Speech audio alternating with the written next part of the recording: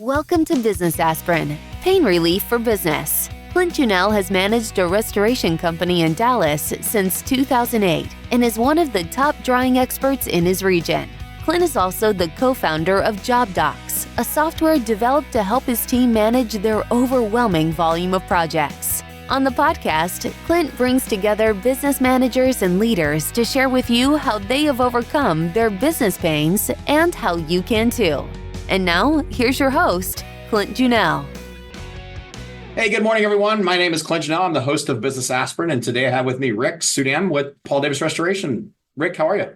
Good. How are you doing today, Clint? I'm good, man. Thanks so much for joining me and taking the time out of your day.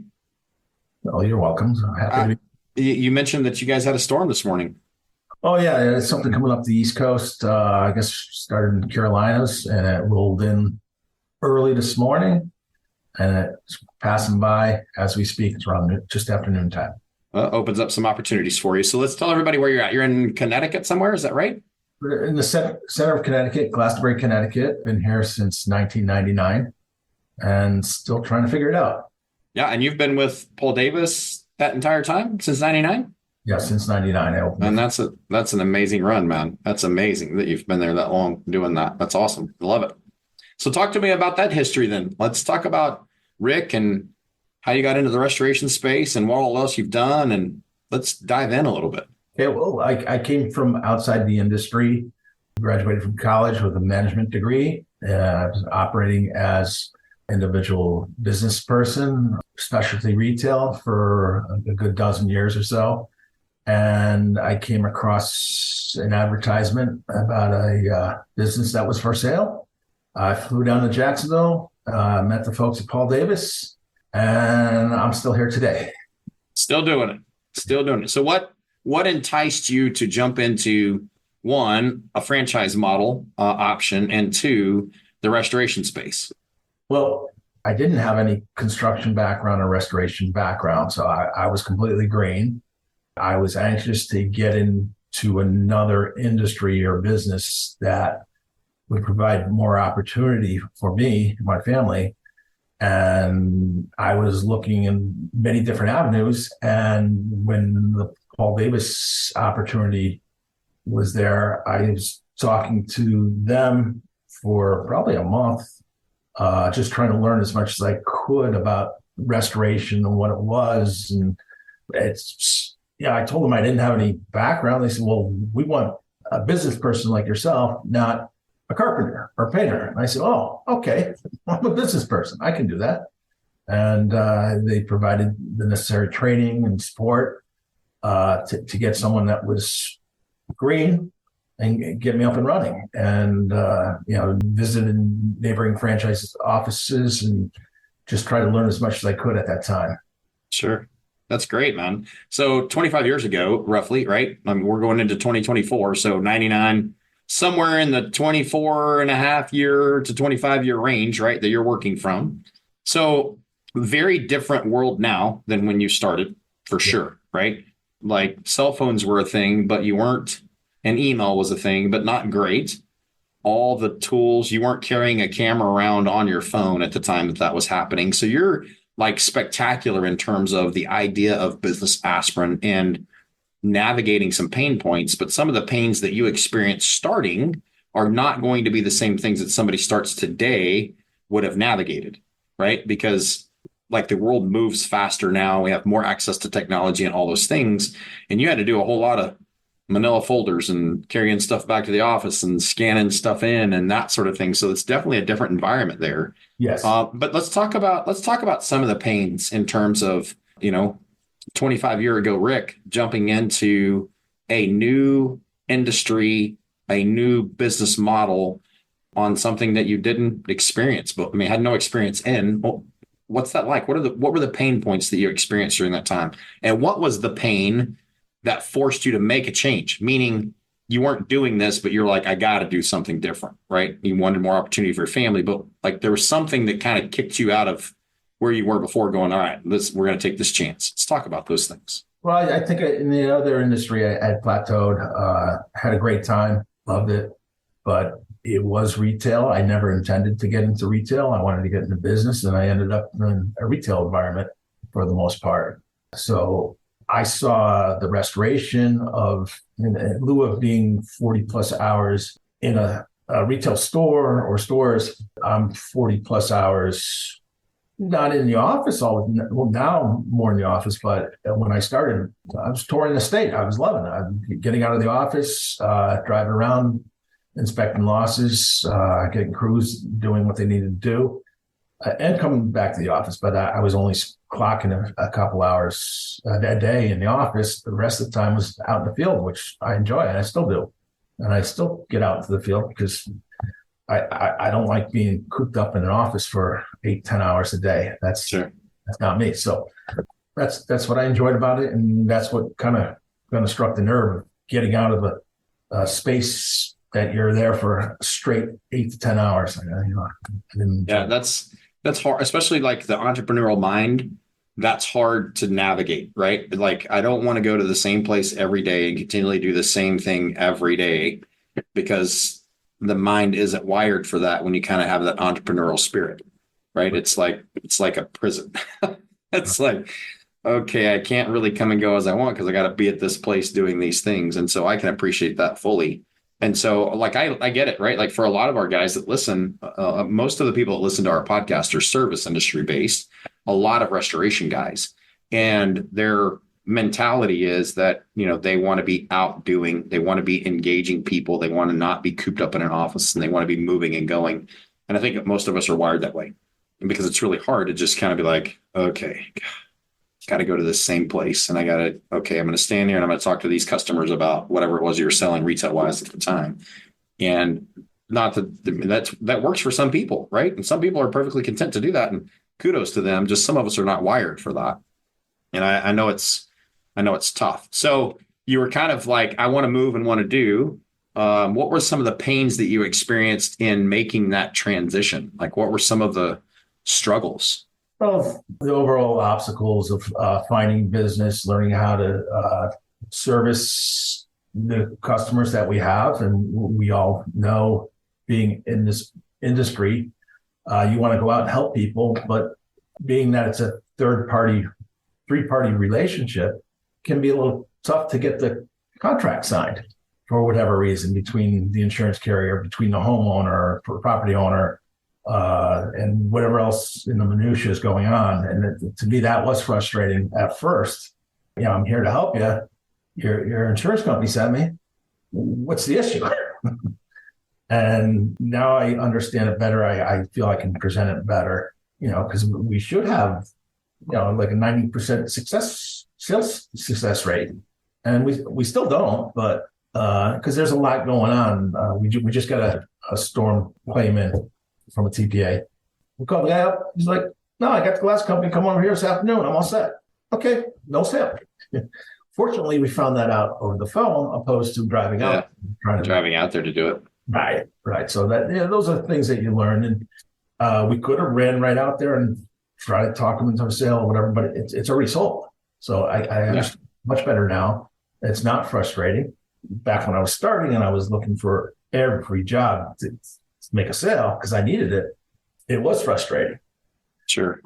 And that's a problem in itself too, right? Like when you're in that mode of getting started, and I've talked to a couple of people about this on the podcast. It's like, you've got to have every job. I want every job. Every job is going to be a good job. I got to make this close. I got to make this thing happen. I need the revenue, whatever the case may be. And then you learn as you get older and more mature by being beat up through the industry, that not every job is a good job. Not everything, like, you don't want to run out to a job that's already sold by somebody else and try to switch that out, because you're not likely to necessarily make it happen for a glass job, right? To swap some glass out on something. Well, there's no real profit there. So why would we try to run out there, fight to switch it out? Let's just move on down the road and let those guys have it and kind of go from there. So let's talk about that for a minute. That was a TPA job.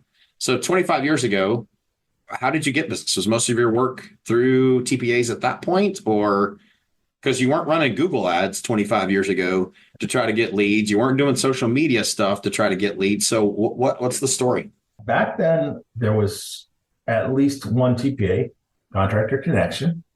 And unfortunately, I was grandfathered in with their number one client because they wanted the whole state of Connecticut, all the Paul Davises, to be on board with their program. And even though I was, 6 months new, they still took me along for the program. The rule of thumb, I think, is 24 months or so. It still is. It was back then.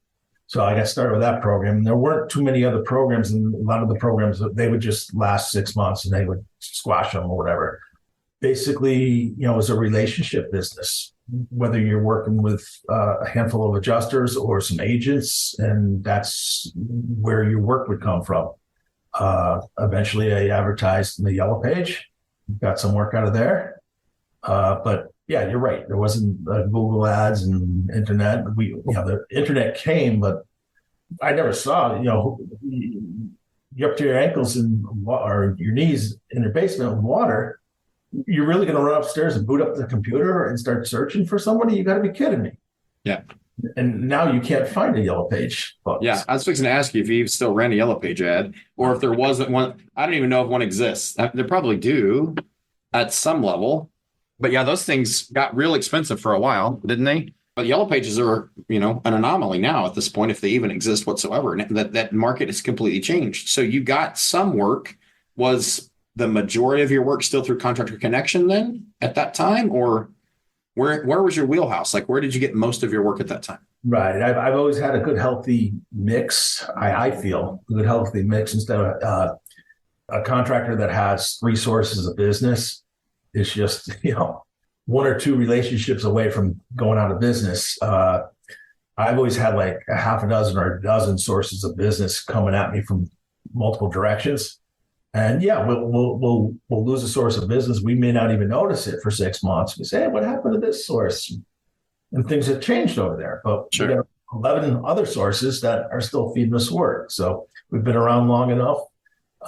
We have good exposure on the internet, solid relationships with different business people throughout the state, and they're calling us. So that's what's key is they are calling us because we're bringing the goods to the game, and that helps me not be so reliant on just doing TPA work.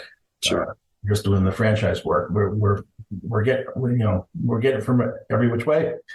And we still have the option of pausing the TPA work if we need to. We don't like to, but sometimes it's in everyone's best interest, even though they don't feel that way. Yeah, sure. Sure, especially like if we just had a storm come in, right? It could be that you're buried in other things. And I know in 21, in the Texas freeze, my restoration company was absolutely buried. I couldn't take anything from anybody. Right. Sorry, like I'm buried right now with all this. I get it. You want something to be done, but everybody in Texas is waiting 6 to 8 weeks at this point to get anybody to even touch their stuff. It's just the reality of where we're at. Right. And sometimes the TPAs kind of get frustrated with that. And I can understand that because they want their clients taken care of, but everybody was doing everything they could to navigate that. And you can only do what you can do, right, Rick? I mean, I can't grow more of me and suddenly have extra of me out there doing it. Like, it is what it is. You can touch what you can touch. And our team's decent size. What's your wheelhouse in terms of work? Like, do you do more residential, more commercial, more water, more fire? What's the mix of all of that? Well, I feel we have a good, healthy mix. I think Paul Davis' goal is they're looking to shoot for 20%. I don't think we're for commercial. I don't think we're up to 20% in this office, but we do get a handful of good commercial work. If we could just only do commercial work, that's all I would ever do. Hard to stay busy that way, right? Well, the thing is, someone calls you and it's a friend of a friend or a business associate, and we're like, we got to go help them out. And we're not going to say, oh, we don't, right now we're not doing residential. We'll do it. But, so whether it's commercial, residential, we're doing it. Good, healthy mix. When that big freeze happens or the storm rolls in, I've learned over the years, you got to focus, figure out, okay, who are the clients that are giving you work on a regular basis and fulfill their needs, and not try to fulfill everyone's need, because you're just going to shoot yourself in the foot if you do. And it hurts when you stick your neck out too far. It hurts. Sure. So I've learned that over the years, because I always want to sell another job. I'm just as guilty as any other contractor, and you can't say no. Yeah, it's hard. Contractor's disease. You can't say no. You want to help everybody. Now I can see, okay, if we take on one more job or one more drying job or one more whatever, we're all going to have a really poor week. Everyone's going to be aggravated and angry with us. Right. All of it implodes when you do too much, right? Like you can do really good. If I do this number of jobs, I can do all of these really well. If I take this extra one, everything suffers a little bit. If I take another extra one, they all look terrible. Suddenly I don't do any of them well. And that creates its own set of problems. I mean, and I can fully appreciate that because we've been there, right? We've done that same kind of thing, but you're wanting to help. And that's in some cases, like in 21, when the freezes occurred here, and then we had pretty nasty freezes this last Christmas. And like the whole country was hit with that freeze last Christmas. Right. The expectations make a big difference too, right? When you set the expectation with the customer of, hey, look, like the entire state of Texas is frozen and everybody's buried and we're not going to be able to get to you as well as we would like, but we're going to get to you and we're going to do this. And that helped alleviate some of the strain initially. But when insurance companies are buried and contractors are buried and material is short, and you had the whole pandemic prior to that made everything kind of spin out of control on access to things anyway, it's tough to try to navigate a customer who's had a freeze loss, and it takes a little bit longer to put it all back together because they are anxious and they don't understand and remember when you said to them up front, hey, this is going to take a little longer. People have a tendency to forget some of those conversations because it's inconvenient for them, right? So tell me about a couple of things that you've had to adapt over the last 25 years what was one that was hard to adapt to? And what was the coolest thing you've had to adapt to over the last 25 years? Well, I'll start with the coolest. Obviously, I like technology, and to have it all in the palm of your hand. I mean, it's just crazy from when I started. Yeah, sure. Like you had mentioned, had to come back and download the photos and import them, export them, and send a fax out, and all that stuff. And now I can do it on my phone. I mean, photographs and which is wild. The tough part that has been more challenging is all the little dotting the I's and crossing the T's we have to do just to do a job these days. It's so cumbersome. I can't believe. And it's always just one more thing. And just check one more box. Send one more certificate or whatever it is. It's always one more thing. And there's so much to complete and remember to get the job from A to Z. I find it frustrating right now. That is a pain point. So with the different programs we're on to fulfill all the obligations we have with them, whether it's, whether we do it through the franchise or through independent TPA, there's just so many little things in there to stay on top of. I find that frustrating and expect my staff to follow through on that. And because I know over the course of even a dozen years ago when it was much simpler. Yeah. I still didn't expect my staff to do 100%. And, the back office was filling in the blanks, a lot of them, just to keep the jobs moving forward. So, the project managers can actually go out and manage the project opposed to clicking a few buttons. Yeah. Every time they make That's certainly something that I've experienced too, is on the whole TPA side of everything is the button clicking has gotten exponentially more difficult. Jumping through all the hoops to make sure you have everything exactly the way they want so that things are done in certain periods of time and in certain formats, and it changes based off of whatever the program is. Right. And it does become very cumbersome. And I appreciate your statement that direction because it's difficult to do, especially in our industry, and you can talk about that for a minute, a lot of what we're doing is in off hours, right? Mrs. Smith doesn't know she has a water loss because she's been at work all day or whatever she's been doing. And so at 6 p.m., she gets home and she finds out that suddenly she has an issue that you've got to go address. Files a claim, things have to be addressed and handled. And so you're trying to do all these things at crazy, strange hours and trying to meet certain protocols and timeframes on all of that. And that's tough, right? It's tough just to go to work at 7:30, 8 o'clock at night and have to go navigate doing some of those things when you finally get notification of it. And your goal is to try to take care of the customer, but now I got to push these buttons, and that makes it a little different, right? Exactly. Yeah, I can appreciate that. I know you've got to wrap up pretty quick, so let's talk about this. What is a mistake that you've made that is hard to fix that you want to keep somebody else from making? It's a good question. Obviously, being business owner, you're going to make a lot of mistakes, and you're going to have to own them. which I do every day. So I'm very careful when someone asks me to make a decision. I have to do a full analysis, whatever it is. Every time I sign a check, I go full analysis. What's this for? What do we owe? Whatever it is. So I guess that's it. It's being a business. The checks and balances around business and decisions is tough. Make sure you have some way to do some checks and balances to ensure what you're doing makes sense and that others are on board with what's happening right inside your team. Put the right team in place for it. Right. That's fair. What's the best decision you've made in business? Best decision.